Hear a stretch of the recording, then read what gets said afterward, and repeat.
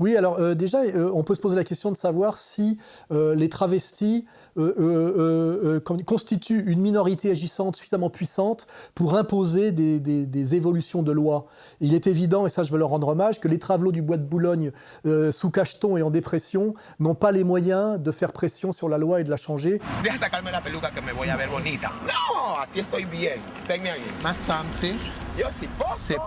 Más antes se pagaba los 10, los 20, los 30, hasta 40 se cobraba, pero ahora quieren dar 5. Et qu'en réalité, il en va, comment dirais-je, de la poussée d'LGBTisme comme il en allait de la parité qui avait été octroyée, je le rappelle, par la gauche Jospin, sans que jamais les femmes, globalement, le n'aient demandé.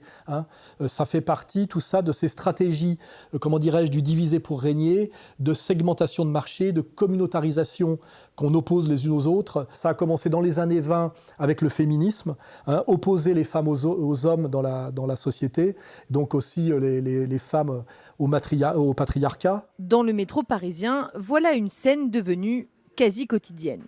À coups de photos volées dans les transports en commun, de plus en plus de femmes s'offusquent du manspreading, ces hommes qui mettent leurs jambes à l'aise quand leur voisine doit se recroqueviller par manque de place. Des femmes postent tous les jours ces photos de manspreading parce qu'elles le disent, ça pourrisse leur quotidien et elles en ont marre. Opposer les jeunes aux adultes par mai 68. C'est-à-dire que de fait, ici, nous occupons la Sorbonne. Opposer les immigrés aux deux souches par l'antiracisme institutionnel de SOS Racisme. Bernard-Henri Lévy, il y a eu quelques problèmes, notamment avec quelques personnalités juives qui étaient au sein du mouvement.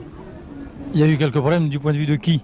Opposer les gays aux hétéros avec le tandem Pierre Berger, Jacques Lang sous Mitterrand. Mais je pense que c'est une maladie qui a besoin de gens qui aiment les autres. Ce sont des malades qui ne sont pas des malades comme les autres. C'est vrai que toute maladie est injuste, le cancer ou d'autres maladies. Pour autant, celle-ci est encore plus injuste.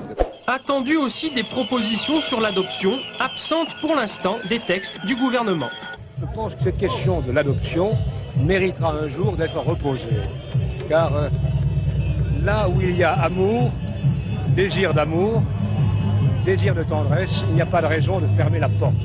On arrive au bout du bout, effectivement, à l'LGBTisme. I think that anyone can do what they want in life. It doesn't matter what anyone else thinks. If you want to be a drag queen and your parents don't let you, you need new parents.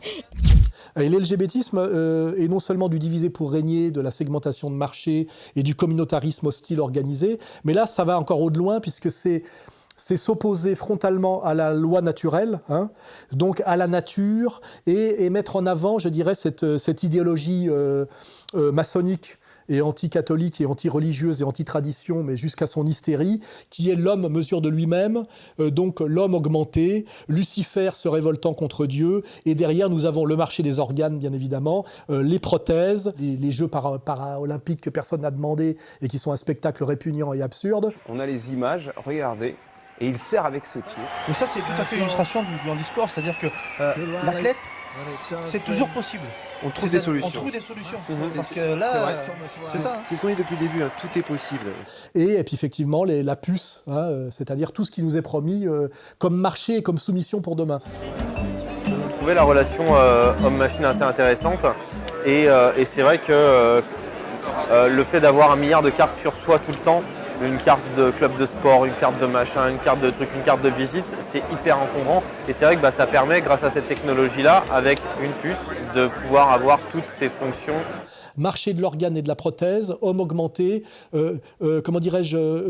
sorti totalement de la loi naturelle et du patriarcat, de la famille, de la différence des sexes, etc. Ils ont le sourire et pour cause. Quelques semaines à peine après s'être imposé dans la campagne pour les législatives, le mariage homosexuel a été autorisé en Allemagne.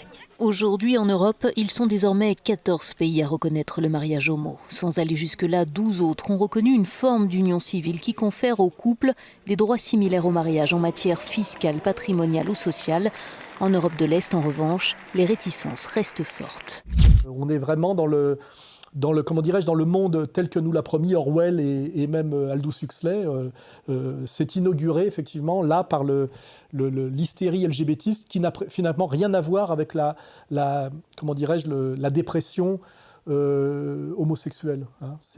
Ça reste encore une manipulation par un tiers dominant. Hein.